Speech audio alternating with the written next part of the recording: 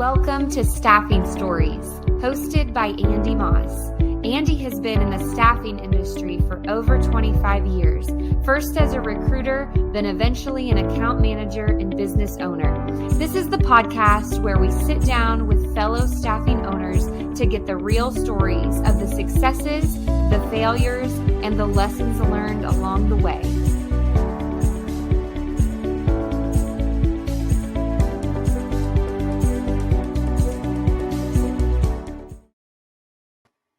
Welcome back to Staffing Stories. I'm your host, Andy Moss, and I'm excited about our guest today.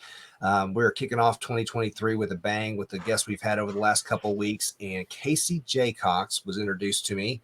He is a coach, author, speaker, all-around good dude. Is that the best way to introduce you? Sure. Love it. But I'm glad to have him. And Casey comes from the staffing and recruiting industry and is kind of spun out a different direction that I was very interested in. And I just would love him to introduce himself, and let's just jump right into it. Cool. Well, Andy, thank you for having me, invite me as a guest. It's gonna be an honor to speak to you, but yeah, hard to believe I spent 20 years in staffing at Kforce and Hall Kenyon. Kforce bought Hall Kenyon in June of 2004. And at the time, I wasn't sure I was going to stay at Kforce. I had a chance to go work for a small little company out here in Seattle called Microsoft, and I decided not to. And it was an awesome decision. Kforce was a great company, amazing people, so many great experiences. And now I'm found this entrepreneurial world I'm in that I did not anticipate finding myself in. But it's so rewarding, it's so fun, and it really helps me lean in on my curiosity, which I try to help my clients use as a superpower. Well, I also follow your podcast, so tell me a little bit about that, and then I want to kind of go backwards and start with your life in staffing, and then move into what you're doing now. Sure. Yeah, the podcast came to me as a kind of more of a metaphor. So whenever I mention I played quarterback in college, I got to give love to Uncle Rico, and people don't know who Uncle Rico is. Great character in Napoleon Dynamite, but yeah, I wanted to do something for dads. And so then I thought, quarterback can be a leader of the home, a quarterback, or, a dad's a leader, quarterback, whatever it is. So I decided what a great play on words. So I called it the Quarterback DadCast, and we're entering season 4. And it's, I interview dads to get them to tell their story. I learn about how they were raised, how their parents impacted them, get them to talk about areas of their dad game where they know they are not perfect, because we all have flawed dads. And it turns out to be, 45 minutes to an hour-long conversation of a lot of vulnerability on both sides.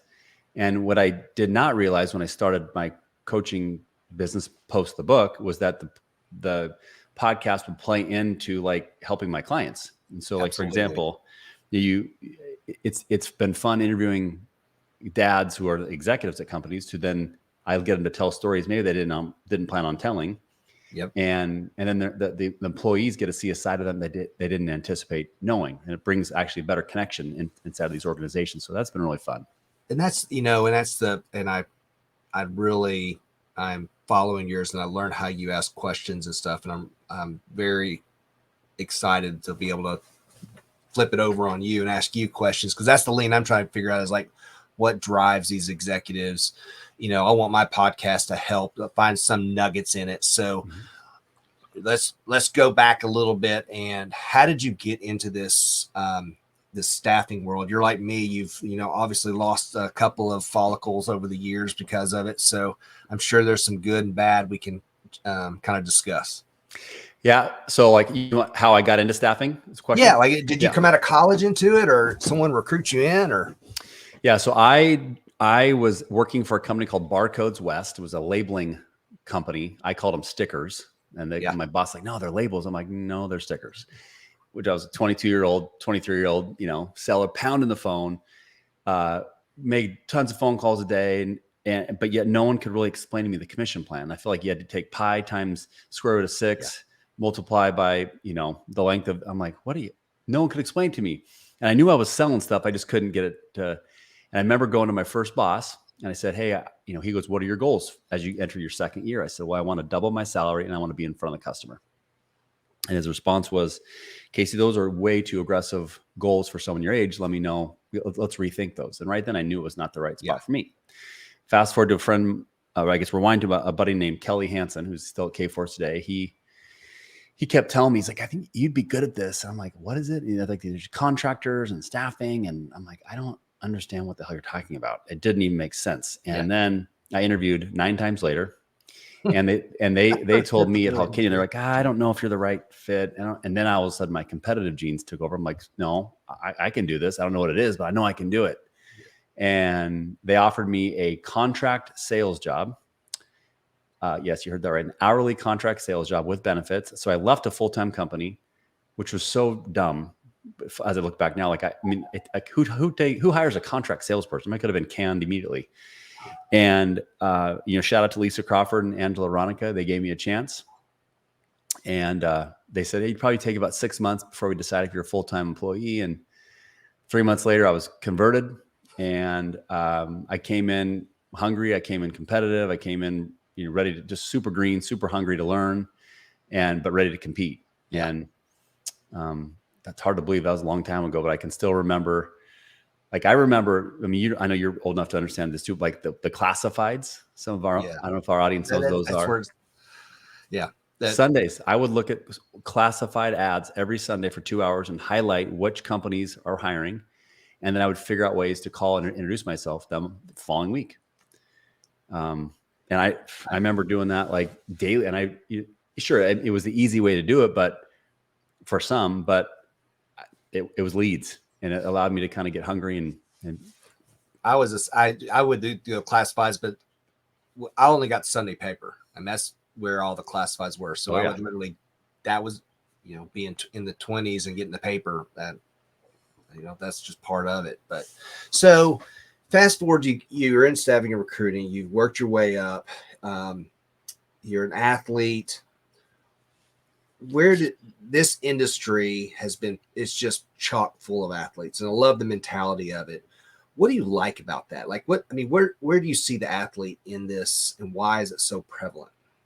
I think the adversity you go through in sports is what I lean on. Yeah. One of the stories I love telling was something happened to me as a junior in high school. But I take that back. A senior in high school, my junior year, right before my senior year. I played quarterback in high school and was getting teased by some Division I schools. And I was in this intense quarterback battle with another kid, beat him out my junior year. Now he's switching positions. We're getting ready for an amazing senior season. And, and we had these things in Seattle called a jamboree, which is like a set of practice games against other teams. And we're throwing the ball over the yard. We're feeling good. Well, the last play of the jamboree, I get put back in, and I would break my foot in 4 spots and not play my entire senior year. The gentleman I beat out my junior year, now he's thrusting to go play quarterback. The world moves on, just like an account moves on. Hey, we're going to hire 10 people. We're going to get rid of 10 people. The ups and downs of the industry, the moment of that experience, which would be one of the hardest times I've ever been through my entire life, yet the best thing, Andy, that ever happened to me, because I had to watch the gentleman that had to go play quarterback. Now, he would take us to the state playoffs, first time in 20 years. He broke our single season passing yardage record, first time in 20 years, and was named second team all-league quarterback, and I had to watch. Now, I was a captain, not acting like it. I was thinking bad thoughts. I hope he sucked. I wanted him to play bad because it was about me. Yeah. And I was being selfish. Just like when you think about staffing, when you're having an off quarter, are you happy for your teammates because they're closing business, or are you wishing they would do bad? Yeah. So all these life lessons I learned through this journey. And also I learned about the power of vulnerability and asking for help, because 3 games into that season, I went to my high school football coach, Marty Osborne, and said, Coach, I'm a captain. I'm not acting like it. I'm thinking bad thoughts for the team because I feel sorry for myself, and I'm just embarrassed by my behavior, and I need help. I got to figure out something out. And he's like, man, I'm so proud of you. I'm like, did you just hear what I said? Like, how could you be proud of that behavior? He goes, because you're asking for help. He goes, I know exactly what we're going to do. I'm like, what? I kind of had like a, piss poor attitude. He's like, you're going to become my offensive coordinator. You're going to go up in the booth and help me call plays. I'm like, what? He's like, Jacox, you know this offense better than I do. Get up. You're going to go up there. You're going to be our quarterback coach, offensive coordinator. I can't wait.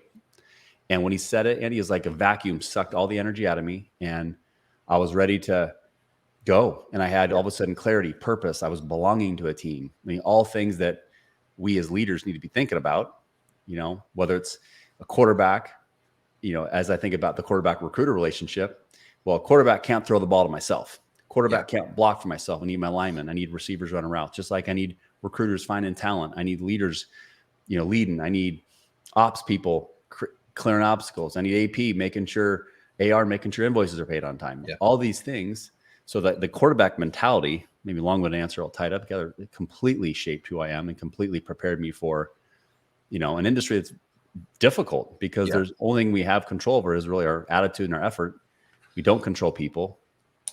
But our industry is also an industry where we hire great talent, but sometimes that talent may be in the wrong seat of the bus. And as a coach, we have to identify he or she maybe has lost their pizzazz. They need to make a change, or another young talent is coming up.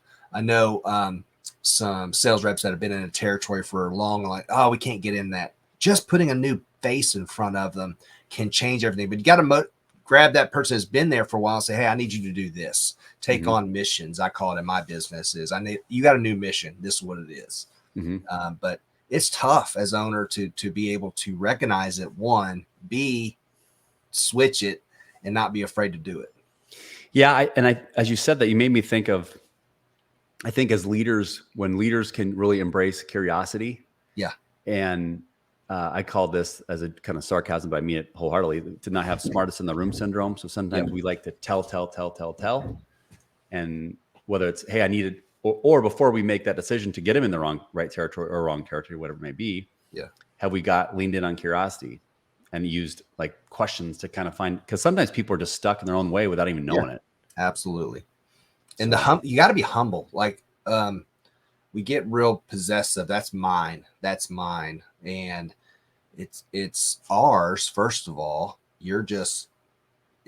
so let's correct that, but then say, you need to move forward over here, and not get just fixated on, okay, I am just a sales rep, or I'm just a recruiter, or I'm a division manager. I love pushing people and out of their comfort zone. As soon as you get in your comfort zone, you don't move forward. And so that's just me. And I'm, that's the athlete in me. And I think that's why they do so well in this business, because you have to understand failure and winning, but you have to be able to produce and just, make it happen one way or the other. You got to move the ball. Yeah.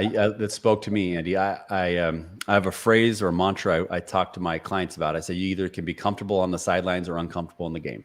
Yep. And amen on that. It's hard. You're going to make mistakes, or you're going to have good days, but get back in the huddle. You make a bad play, get back in the huddle. What are you going to do? So you took a leap of faith coming out of the staffing world and got into the, I guess, coaching, mentoring, and speaking, and being an author. How did that happen? I didn't mean to do the speaking and coaching part, kind of tongue in cheek. So I was right guy, right time, right place. I was, I had a nice run at K-Force. I was our number one rep nationally for 10 years before I moved into an executive role. And then something inside me was just like, wasn't sure what was next, and left on great terms. And I knew I wanted to write a book called Win the Relationship, Not the Deal. And I knew I wanted to start the podcast, which you asked about earlier. And then I started getting people asking me if I coach. And my first response was, yeah, my kids. Yeah. And I was hung up because I wasn't quote unquote certified. I didn't have a certification. And I ended up meeting a great guy in Toronto during my I would say my networking year in 2021.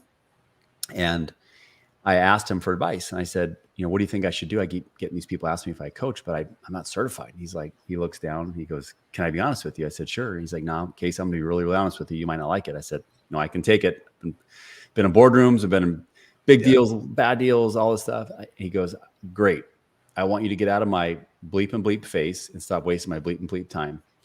And he holds up my book. He says, literally goes like this. He's like, that's your certification. You wrote a book about it. Go. And it was the best gift ever. And I remember I called back the person that ironically or serendipitously introduced us. Shout out to Leslie at Clear Edge. Yeah. Leslie said, I called her back and said, Les, I'm looking for a coach. I go, are you still looking for a coach? And she said, yeah. I go, well, I think I found him. Can I tell you about him? and I described myself in third person. She's like, oh my God, who is it? I said, it's me. When do I start? She's like, what?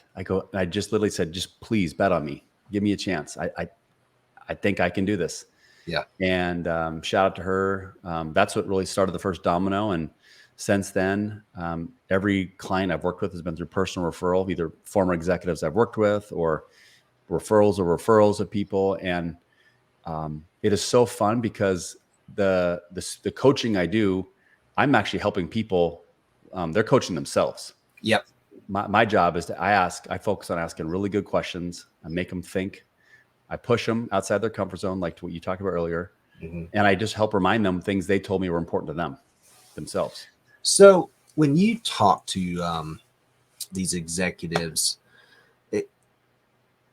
some people just don't think they need a coach. And I am one of those that you always need somebody pushing you, and either an individual, a group. I'm part of C12. It's kind of a leadership group that's in ownership and things like that.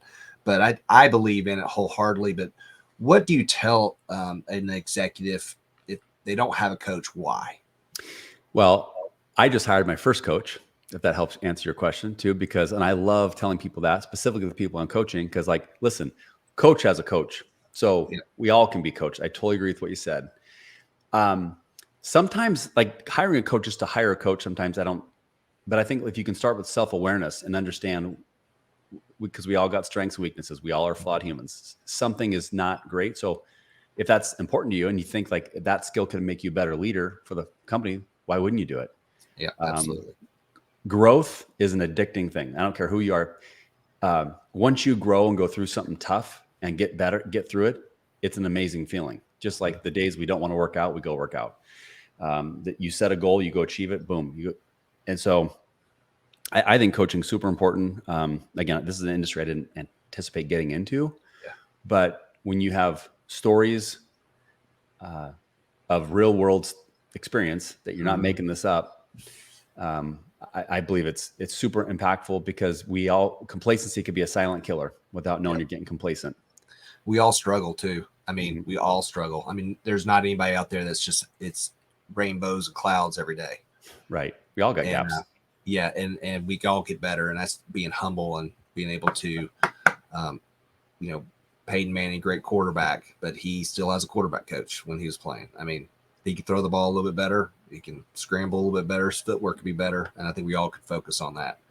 So when you, family is extremely important to yourself. And I love the podcast, Talking Dads, and being a leader in your family. And I was told, a story early on in my career that from a gentleman that was on his third marriage, and he was very high up, I think with Coca-Cola at the time, but he lost everything because he wanted to move up the chain. And on that third marriage, he's like, I'm not doing this. And he said, the company will only grow what 50 hours will take. And he says, I'm not losing this family. And so I took that to heart, and I was like, man, I'm got my own staffing company, got my own software company, but I really guard that time. But talk to some of the owners that are out there maybe struggling with that time management, family time, and just what would you say around that person? I think you're never going to look back at your life and you're like, man, I'm so glad I hit that revenue goal. I'm so glad I did these things, versus, man, look at the impact I had on my family, and look at the impact I made on my kids, and look at the way I made their life better. I think sometimes it's easier to, when I say that from the sidelines, to be like, well, what's this guy talking about? Well, I can give a real world example. So probably my second or third year of being number one at Kforce, I remember going to my boss and I said, I know that you guys love this, like the revenue, but I'm struggling. Yeah. And my son is 3 or 2.5, and he's going to bed at 7:15. I'm getting home at 6:50. Yep. I get 20 minutes with him a night. That's not worth it to me. Yeah. And I mean, I was doing very well financially, Andy, but I was not my best version of me. And my boss at the time, and God love her, she goes, Case, then leave at 4. My initial response was, hey, we're in staffing. This isn't a bank. I can't leave at 4. She's like, why can't you? I'm like, I don't know. She goes, we trust you. If you're available the whole way home, take the call, but when you get home, take 2 hours and be with your family. Yeah. We're not going to go out of business in 2 hours at night. And it was the best advice. And I love giving that to younger leaders who I work with or I coach, because if I was the quote unquote number one guy at our company by a pretty significant amount, if I could still take time and be with my wife and my kids, I spent then after, from 5 to 7, it was like family time. 7 to 8 was me and Carrie time. And then afterwards I would like document, I'd get my email cleaned up. So I was ready for the next day. And when I did that consistently, Andy, and made the commitment to not ever going back, my career just kept skyrocketing because I was the best version of me. And I think, as competitive individuals, we put as much pressure on ourselves, not that necessarily our boss or manager, does. We're doing it to ourselves, and that, and that's just hard. Sometimes we feel like you're falling behind if you're not, there or watching, not with a clock watching, but, I love that. I just see so many people pour so much into the business and their family gets kind of second fiddle. And I think that's just a bad hole to go down. Yeah. I mean, I think people have to ask that kind of that look in the mirror moment themselves. Like, what's most important to you or them? But for me, I do believe in balance. I know some people don't. I was proof it could work. I think the challenge we as humans face is the brain. On average, science says we have close to 70,000 thoughts a day. Of those 70,000 thoughts, 80 to 90% are negative. So when we constantly are telling ourselves these stories or become the victim of our own story, and then either keeping it inside and not talking about it, we become our worst version of ourselves, or we listen to the negative self-talk, get rid of it, find things to be positive about, ask for help, be vulnerable. Don't be afraid to share with your team where you stink at something or where you need help. Because I think as leaders can lead from the front and talk about where we messed up or where we weren't our best version of ourselves. You kind of help a different growth journey of how people approach their work, which allows you to delegate, allows you to be more strategic as a leader, and allows you to hopefully maybe focus on things that are most important, which is your family. Yeah. Talk to me about, change subject a little bit. Talk to me about win the relationship, not the deal. And I love that. I mean, even before I met you and talked to you, that is how I envision sales in one sentence. And I want to hear your thoughts around that, because that is truly how sales should be. It is. And what's so funny is it's not how so many people don't think about it that way. They think about it, they're a transaction. How can I convince this person to buy from me? It's like, you don't. They're going to convince themselves. Our job is to ask great questions, service them, set expectations. So how the title came to me, you ever seen Christmas Vacation? When Griswold sees the tree? That's when I said this phrase, which I'll tell you in a second. So I was in Dallas training a group of folks on one of our larger accounts, and I was traveling back and forth. And I remember talking to the younger group of gentlemen. I said, boys, I expect you to win every deal, but you're not going to win every deal. So when we lose a deal, how can we still win the person? And they looked at me like a blank stare. I said, think about it. We lose a staffing deal, let's say. And let's say you're the client, Andy, and I follow up with you after we lose, maybe a week, and I say, hey, Andy, thanks for the opportunity to compete. I'm bummed we weren't the one to get it done, but I wanted to make sure that you got everything you wanted from vendor A, and I want to make sure you had a good experience. The number of times I would do that, I would either follow up before the vendor who beat us followed up, and they were like blown away by it, or B, they would say, Casey, thanks for following up. Actually, the person who was supposed to take the job, they're no longer available. Is your person still available? And I would pick up easy deals just by following up. And so when I use that example, I said, how can we win people when we lose? And that's where I said, we have to win relationships, not deals. And when I said it, it was like, that's it. Like, I knew it in my whole heart, but I did not want to write the book when I was still at Kforce because I didn't want that to be a distraction for me. And then when I left in 2019, I spent 4 months from 9 to 11:30 and wrote every single day. And the things I wrote about were the emotional intelligence type characteristics that we all have control over. And I thought, like, when I was producing at a high level at Kforce, why, what was I doing? And I wrote about 6 things. I wrote about the power of the golden rule, treating people well. Yep. I wrote about expectation management. I wrote about the difference between hearing and listening. I wrote about why a CRM made me look way smarter than I am. I wrote about checking your ego and practicing on each other, not on our clients, and winging it. And I wrote about the relationships take time, and you have to be patient, but you also have to be persistent and persevere through the ups and downs. And so I wrote about those. I have stories not only from my own journey, but other from hundreds and hundreds of years ago. A guy named Orson Swett Martin back in the 1800s. He was writing about humility and the power of the golden rule back in the 1800s. That's, common sense. I said it's the golden rule. Just treat people like they want to. But a lot of the things about sales is just, common sense. But it is something that it's hard to get to. And, I want people to be able to reach out to you. How is the best way for somebody to talk to you or reach out? I'm very active on LinkedIn. So if people want to find me there, that's a great way. They can also visit my website, which is just caseyjacox.com. So CaseyJacox.com. There's links to my book, podcast. There's video of me speaking. I have coaching videos on there as well from clients who have worked with me. But I love connecting, and people will know that I love throwing boomerangs of service and connecting other people. That fills my tank more than anything. So if you reach out, watch out. I'm probably going to try to connect you with someone else. Well, you are a blessing to our industry, and I'm glad you are part of the staffing family. And I really appreciate you talking to me today and taking the time. You're on the West Coast, I'm on the East Coast, so it's been a pleasure. So thank you so much. And if you want to reach out to Casey, I would encourage you to do that, or just look into having a coach. I just would push someone just to take that leap some way, somehow. Love it. Thanks again, Andy. All right.